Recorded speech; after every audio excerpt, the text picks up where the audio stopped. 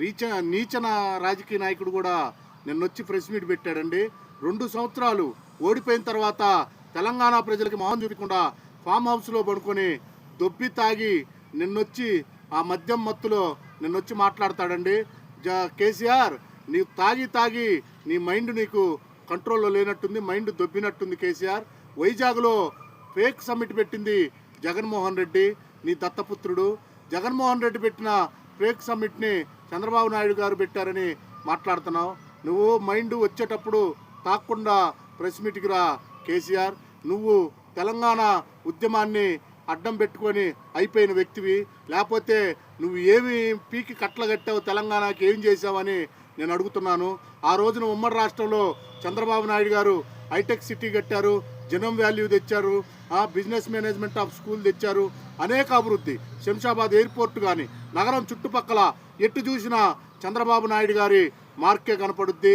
ఇవాళ కూడా స్టిల్ ఎంతమంది అయినా ముఖ్యమంత్రులు ఆయన పేరు ఏదో ఒక దగ్గర తలుచుకోకుండా ఉండరు. నీ కొడుకు కూడా అవసరానికి ఓట్ల కోసం ఆయన పేరు వాడుతూనే ఉంటాడు.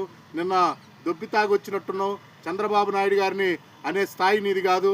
ఇవాళ ఏమీ లేని చోట ఒక మహానగరాన్ని నిర్మిస్తున్నాడు. నీకు సిగ్గు శరం ఉంటే ఫామ్ హౌస్లో పనుకోకుండా వచ్చి రాజధానిని ఒకసారి చూసిపోవా కేసీఆర్. పోలవరాన్ని ఒకసారి వచ్చి చూసిపో.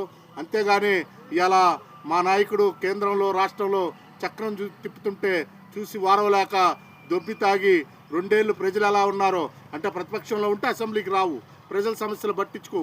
దొబ్బి తాగి 3 పూట్ల దొబ్బి తిని నిద్రపోయి నిన్న జగన్ ఏదో 4 సూట్ కేసులు పంపించినట్టున్నాడు, వచ్చి వాగుతున్నావు. చంద్రబాబు నాయుడు గారి కాలి కోటికి సరిపోవు, గుర్తుపెట్టుకో. చంద్రబాబు నాయుడు గారు ఈ భారతదేశంలోనే అత్యంత నికార్సైన నాయకుడు, అది గుర్తుపెట్టుకో కేసీఆర్. నీలాగా కూతురుకో ఫామ్ హౌస్, ఏంది అల్లుడికో ఫామ్ హౌస్, సంతోష్రావుకో ఫామ్ హౌస్, కొడుక్కో ఫామ్ హౌస్, అది కాదు వాళ్ళ చరిత్ర. కష్టపడి పనిచేస్తారు. ఇవాళ వాళ్ళ కొడుకు నారా లోకేష్ గారైతేమి ఆయనైతేమి రాష్ట్రం మొత్తాన్ని ఎలా డెవలప్ చేయాలి కాలికి బలపం కట్టుకొని తిరుగుతున్నారు కేసీఆర్. ఇవాళ నిన్ను చేదరిచ్చి ఇంట్లో కూర్చోబెట్టినా ఇంకా సిగ్గు శరం లేకుండా ప్రెస్ మీట్కి వచ్చి బాబు గారిని తలవంది నీకు నిద్ర పట్టదనుకుంటా. ఆ జల్సీతోనే నీ జీవితం ముగిసేటట్టుంది. నెక్స్ట్ ఎన్నికల దాకా కూడా నీ జీవితం సవ్యంగా సాగించుకొని రేపు 4 ఓట్లు పడేలాగా కనిపించట్లేదు.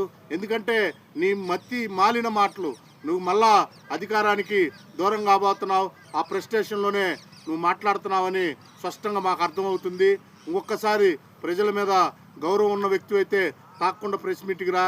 నీ ఇష్టం వచ్చినట్టు మా నాయకుడి గురించి మాట్లాడే అర్హత నీకు లేదు.